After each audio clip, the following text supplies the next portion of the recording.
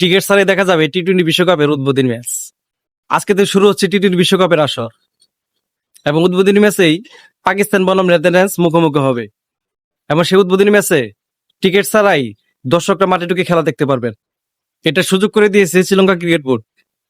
এর পিছনে কারণ কি জানেন? এটাই বলতেছি।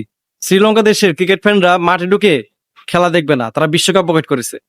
কি কারণে করেছে? এবার শ্রীলঙ্কা বিশ্বকাপের যে স্কোয়াড ঘোষণা করেছে সেখানে বেশিরভাগই নাকি ফর্মহীন খেলোয়াড়। যারা ফর্মে আছে তাদেরকে স্কোয়াডে রাখা হয় নাই। এর এই প্রতিবাদে শ্রীলঙ্কা ক্রিকেট ফ্যানরা তারা বিশ্বকাপ বয়কট করেছে। এখন শ্রীলঙ্কা ক্রিকেট বোর্ড দর্শক টানতে নাকি এরকম উদ্যোগ নিয়েছে। তবে যেহেতু পাকিস্তান আর ভারতের ম্যাচটি হচ্ছে না, এমনিতেই অনেক বড় একটি ধাক্কা এটা। আবার সেখানে উদ্বোধনী ম্যাচও যদি ফ্রিতে খেলা দেখার সুযোগ করে দেওয়া হয়, এটা তো একটা এসএলসির জন্য বড় ধাক্কা। অনেকে মনে করতেছে এটা। আরেকটা কথা হচ্ছে, বিশ্বকাপ উদ্বোধনের পাকিস্তানি ম্যাচে দর্শকদেরকে ফ্রি খেলা দেখার সুযোগ করে দেওয়ার কোন রাজনীতি চাল তো এটা না। আবার কি মনে করেন আপনারা?